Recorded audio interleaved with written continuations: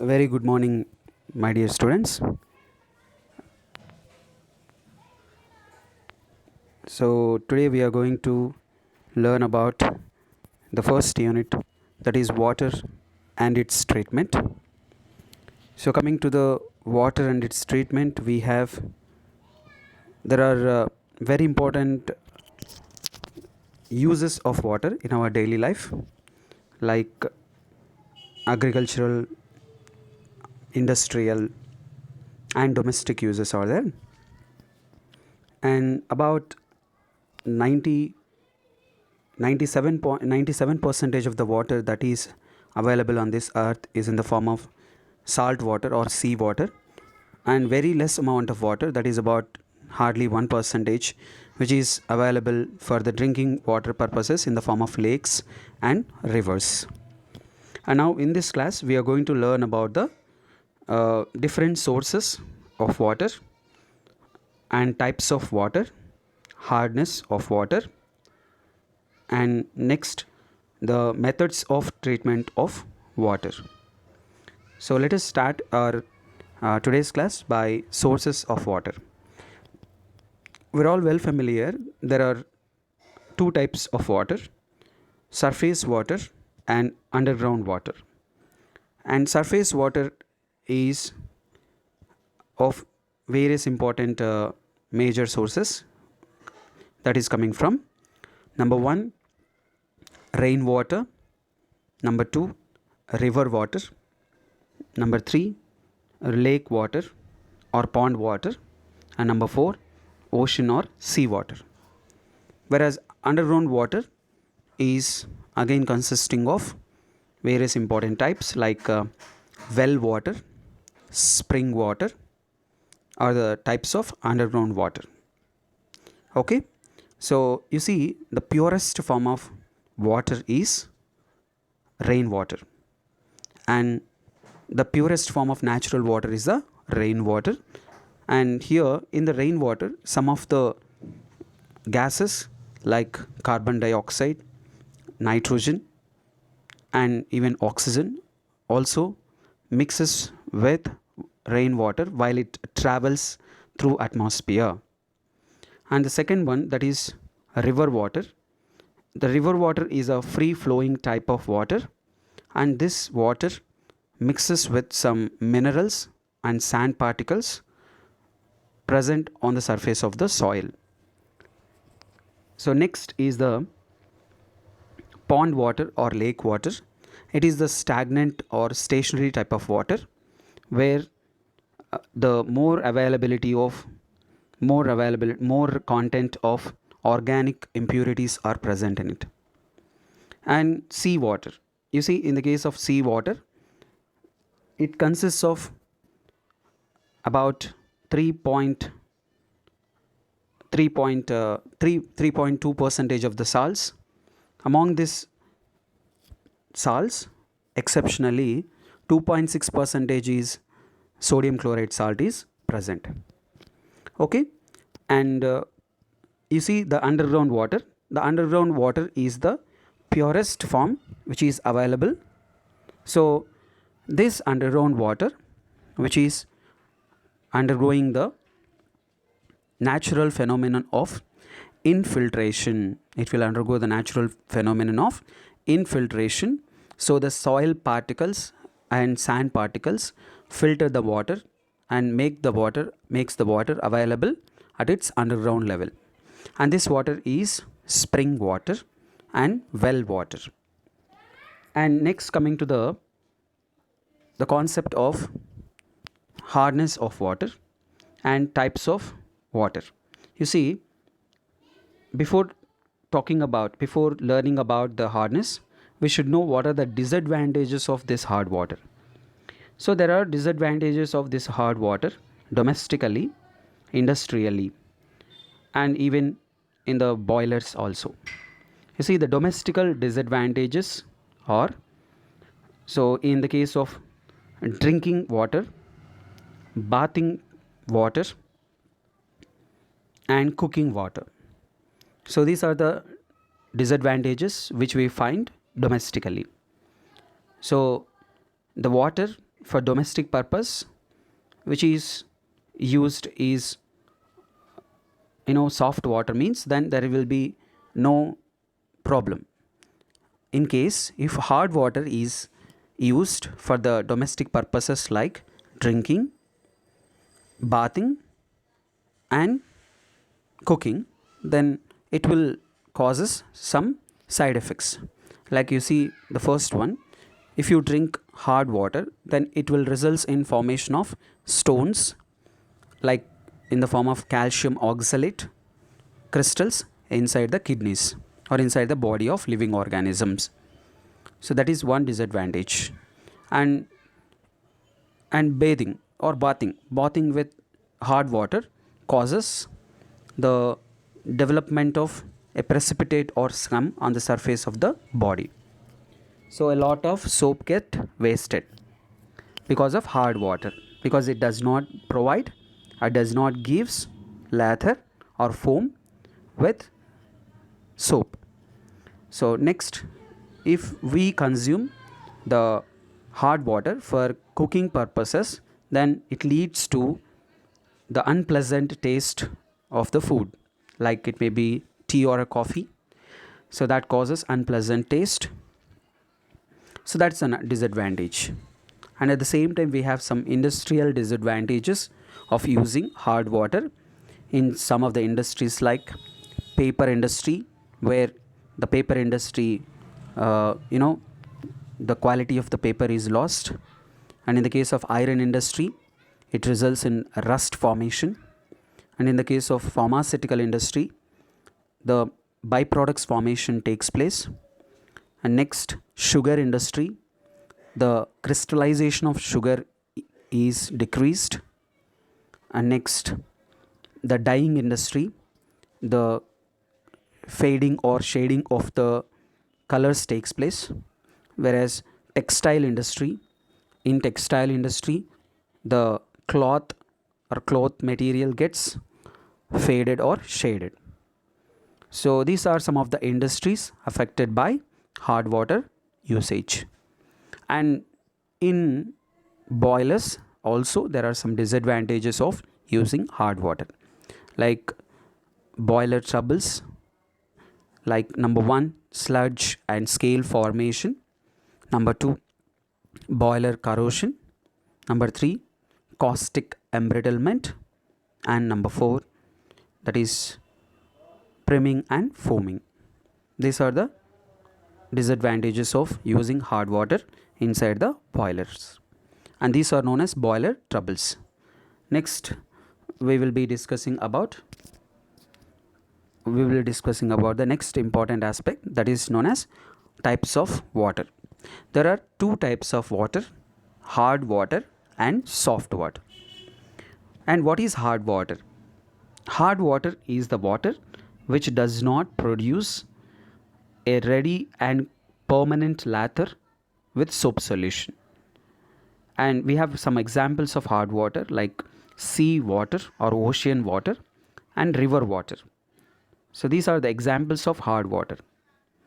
And coming to the second one, soft water, the water which produces a ready and permanent lather or foam with soap solution. It is called soft water. Examples of the soft water: distilled water, rainwater, etc. So this is the soft water. Now we know what is hard water and what is soft water. Let us move on to the hardness of water. Now, what is hardness means? Hardness is the property of water which prevents the lather formation with soap easily, and that is known as hardness. So it is mainly due to the presence of salts like calcium, magnesium, iron, manganese, and so on. And these dissolved calcium and magnesium ions, they do not produce lather, but they form insoluble precipitate which is known as scum or curdy precipitate. It is the white precipitate or curdy precipitate. So we know that the soap is given with a chemical formula of, it is a fatty acid of stearic acid or palmitic acid. It is the fatty acid of stearic acid and palmitic acid. Therefore, its formula is C17H35COONA plus the calcium salt. For example, we are taking calcium chloride, that is CaCl2, gives rise to the formation of C17H35COO taken twice, Ca, calcium. It is a calcium complex, along with sodium chloride is formed as a byproduct. And you see, the hardness of the sample water is usually taken as a measure of its calcium and magnesium ions content. And the hardness causing salts increases means the more the hard water, the less the lather formation takes place. Okay, this is related to hard water. Next, we will be moving on to the concept. We have learnt about the important disadvantages of using hard water for the industrial purpose as well as in the boilers also for the steam generation. Actually, in boilers there are some important troubles that are observed because of the impurities present in the hard water. So due to the hard water, which consists of the salts like calcium and magnesium salts, that causes the boiler troubles, the troubles that are encountered in boilers during the process of steam making by using water. The main use of water in industrial purpose is steam making, or the preparation or generation of steam. Okay, now let us go for a very important boiler trouble, that is called caustic embrittlement. Let us have what is caustic embrittlement means. It is a type of boiler corrosion. It is mainly caused by using highly alkaline water sample in the boilers for the generation of steam, and also due to the stress. Okay, next, the water softened by lime soda process may contain sodium hydroxide, which is formed by the hydrolysis of sodium carbonate, that is Na2CO3, and the chemical reaction of formation of sodium hydroxide, that is alkali, is given as Na2CO3 plus H2O gives rise to NaOH, that is 2NaOH plus CO2. Here the formed sodium hydroxide in the boiler or in the water flows through small pores in the stressed areas like bends, rivets and joints, and even the hair cracks of the boiler material. Therefore, when the water evaporates, the concentration of the sodium hydroxide increases and it corrodes the surrounding area by forming sodium ferrate. So this causes embrittlement of the boilers, and the parts of the boiler, particularly the stressed parts, or even they result in failure of the boiler finally. Okay, that is related to the caustic embrittlement. So how can we avoid this caustic embrittlement means? We can avoid caustic embrittlement by replacing sodium carbonate with a sodium sulfate or sodium phosphate like salts during its condition or lime soda process. Okay, next we will be moving on to the next boiler trouble, that is sludge and scale formation. Okay, so in this sludge and scale formation, as the water evaporates continuously in boilers, the concentration of the dissolved salts increases, and when the concentration exceeds the saturation point, they get precipitated on the inner walls of the boilers. If this precipitate that is formed is in the form of a soft, loose and non-adherent type, then it is known as sludge.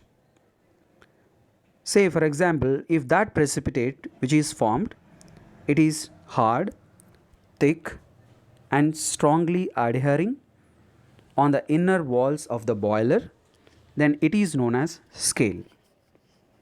So, what are the salts that are responsible for sludge formation, and what are the salts that are responsible for scale formation?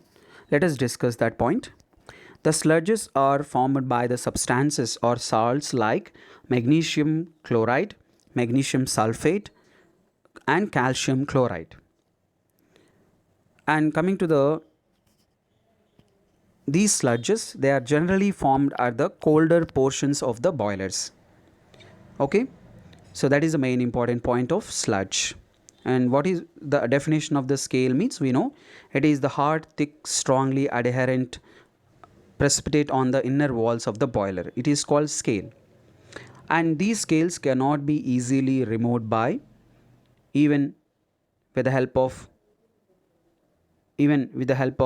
small like water or high pressure, but these can be easily removed by supplying or by means of using a wire brush, by scraping off with the help of a wire brush.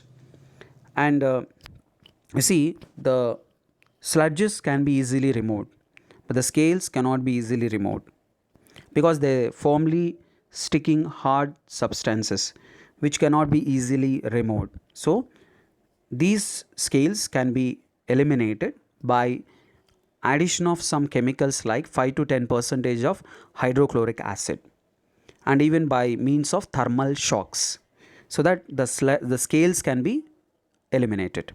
Okay, so here sludges can be eliminated easily by using wire brush or else the wire gauge, so that it can be scrapped off. Scales cannot be easily get eliminated because they stick hardly to the surface of the boiler. And coming to the disadvantages of the sludge and disadvantages of the scale. So the main disadvantages of the sludge are heat loss is observed because of the poor conductance of the sludge. The heat loss, it is because of poor conductance of sludge. The second point, it will disrupts the proper working of the boiler, or the working process of the boiler is disturbed. And third point, deposits on the colder parts of the boiler like bends and joints takes place.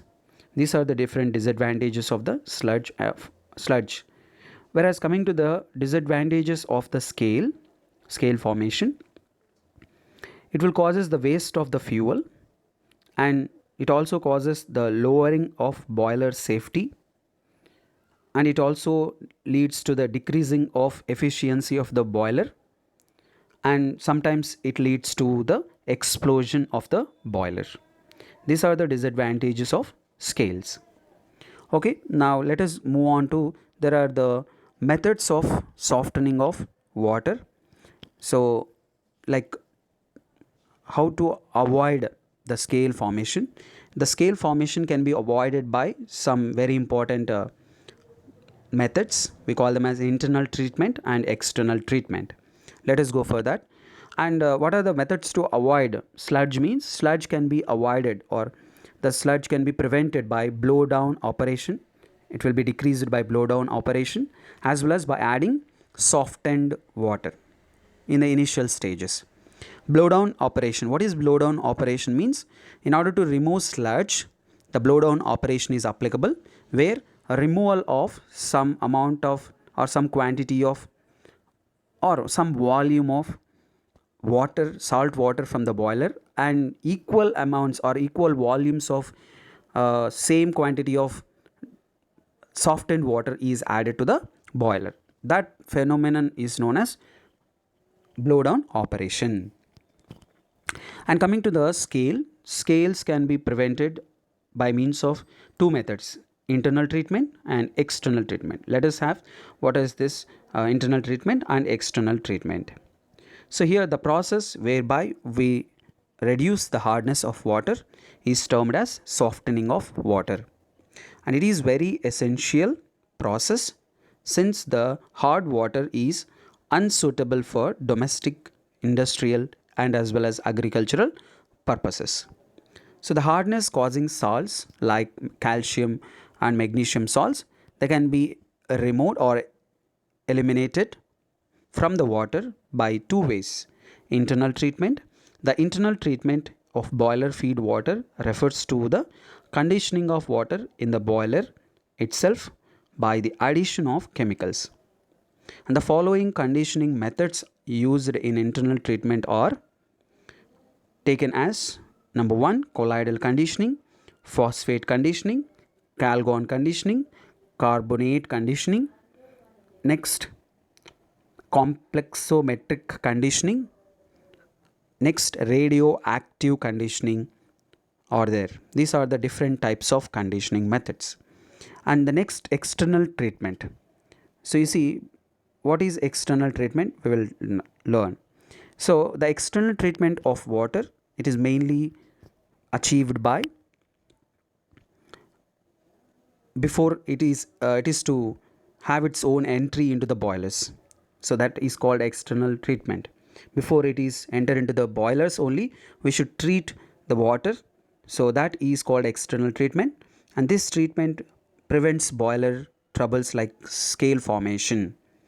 So it is especially carried out with the three important methods. Number 1, soda lime process, zeolite process. This is also known as permitted process. And the last one, ion exchange process. So now let us move on to the zeolite process. You see, the zeolite process is an important method. It is also known as permitted process. Let us learn about the zeolite process, the very important zeolite and ion exchange process. You see, lime soda process is used in industrial methods, not in the normal method of study. Okay, now you take this zeolite process. Therefore, zeolite is the hydrated salt of sodium aluminosilicate, which is represented as with the chemical formula Na2O Al2 Na2O Al2O3 SiO2 XH2O. This is the chemical formula of the zeolite. So it is not given correctly, but you see the formula is Na2O Al2O3 XSiO2 YH2O. This is the chemical formula. And you see they work as water softness by replacing the calcium and magnesium ions in water with the sodium ions in zeolite. In this process, hard water, which is allowed to pass through a bed of zeolite at a specified rate. Then the sodium ions present in the zeolite bed continuously replace with the calcium and magnesium ions present in the water, and hence the water becomes soft. And this can be explained with the help of the chemical reactions. Na2Ze plus CaHCO3 taken twice, that is calcium bicarbonate. So Na2Ze is the sodium zeolite. So sodium zeolite plus calcium bicarbonate gives rise to CaZe plus 2NaHCO3, which is called calcium zeolite and sodium bicarbonate. And you take the second chemical reaction. So Na2Ze plus MgHCO3 twice gives rise to MgZe plus 2NaHCO3. Here sodium zeolite reacts with magnesium bicarbonate salts and it is converted into magnesium zeolite, and the byproduct is sodium bicarbonate again. So the zeolite bed becomes exhausted and it requires regeneration. So this process of regeneration is achieved by passing 10% of sodium chloride solution through the zeolite bed. Therefore, calcium zeolite is converted into sodium zeolite again. That is CaZe plus 2NaCl gives rise to Na2Ze plus CaCl2. And this is the diagrammatic representation. You can see the hard water that is allowed from the top of this long cylindrical tank, which inside it is having a zeolite bed and a gravel layer, and from the top we are allowing hard water, and after allowing hard water from the top, the hard water containing calcium and magnesium salts, which exchanges its calcium and magnesium ions with the sodium ions of zeolite bed. After that, the calcium and magnesium ions will stay back on the top of the zeolite bed, whereas sodium ions will enter into the water. Along with water, they will move through the gravel layer, and from the gravel layer finally it will reaches to the bottom of the cylindrical tank, and this water is called softened water. And in order to regenerate the zeolite bed, so the sodium chloride solution is allowed from the one inlet, so that zeolite bed is converted and get converted again back to sodium zeolite, and it is represented as like with a Na2Ze. Okay, that is the very important zeolite process. It is also known as permitted process, because permitted is the synthetic form of the zeolite. Okay, so this is the synthetic type of zeolite, and it is prepared by mixing the very important soda ash, very important chemicals like soda ash, china clay, and feldspar. These are mixed to get the product of this one. Okay, this is the zeolite process. And coming to the next important method, that is called ion exchange method. And here in the case of ion exchange method, there are some ion exchange resins which are insoluble cross-linked long chain organic polymers having a microporous structure where acidic or basic functional groups attach to the chain, and these are responsible for the ion exchange capacity. And cation exchange resins contain acidic functional groups like COOH, SO3H, while anion exchange resins contain basic functional groups like OH, NH2. The hard water which is allowed to pass through a cationic exchange resin column to remove all of the cations like calcium and magnesium ions, that is Ca2 plus and Mg2 plus ions. So the chemical reaction that is involved in this process is 2RH plus Ca2 plus gives rise to R2Ca2 plus 2H plus, and with magnesium 2RH plus Mg2 plus gives rise to R2Mg2 plus 2H plus. This is the cationic exchange resin and the process with the chemical reactions. Let us move on to the anionic exchange resin with the process and chemical reactions that are involved. So after the water which is passed through the cationic exchange resin and cationic exchange column, now it is allowed to the anionic exchange column. That is, the water now allowed to pass through anionic exchange resin column to remove anions like SO4 minus, Cl minus, HCO3 minus, CO3 2 minus ions. That means sulfates, chlorides, carbonates, bicarbonates. And these can be given with the help of chemical reaction. ROH minus plus Cl minus gives rise to RCl minus plus OH minus. You see, the cationic exchange resin will gives out H plus ions. Cationic exchange resin where the exchange of these H plus ions with the calcium ions, therefore H plus ions are produced there, whereas anionic exchange resin where OH minus ions are produced. So therefore the H plus ions that are produced from the cationic exchange resin and OH minus ions that are produced from the anionic exchange resin thus combine to form pure water, that is H plus OH minus gives rise to H2O. Therefore the water thus coming out of this ion exchange resin or ion exchanger will be free from both the cations as well as the anions, and hence this is the process which is also called as demineralization of water. Demineralization of water, and the water is called demineralized water. And you can see the examples of the resins, how the binding of the calcium and magnesium ions taking place. You see, this is the example of the cationic and anionic exchange resin, which is also known as benzene divinyl derivative or divinyl benzene derivative antam. So we call it as a divinyl benzene derivative. Okay, so this is the diagrammatic representation. First, in the chamber 1, column 1, the hard water which is allowed to pass through the chamber 1, where it is coated inside with a cationic exchange resin, and next we have the gravel bed. So now the exchange of calcium and magnesium cations with the H plus ions of the cationic exchange resin, and thereby H plus ions will enter into the solution or water.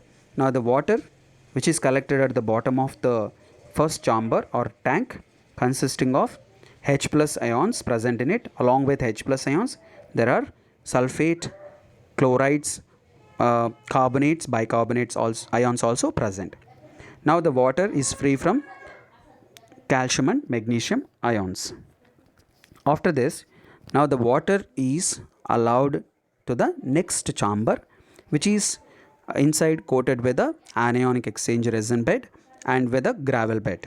Now the water which when allowed to pass through this anionic exchange resin bed, now the chloride, sulfates, bicarbonate and carbonate ions, which are negatively charged anions, they will be exchanged with the OH minus ions of the anionic exchange resin bed, and thereby the H plus ions will combine with the OH minus ions. Finally they produce a pure water which is collected as soft water, and here the hardness is reduced up to 2 ppm. That is the main importance of this particular ion exchange process. Okay, and in order to regenerate the resin beds, so for the cationic exchange resin, the regeneration is done by addition of hydrochloric acid, whereas anionic exchange resin bed is regenerated by the addition of NaOH. Okay, now let us move on to the internal treatment of water in our next class. Okay, hope you all understood. So this is related to today's class. Thank you all of you.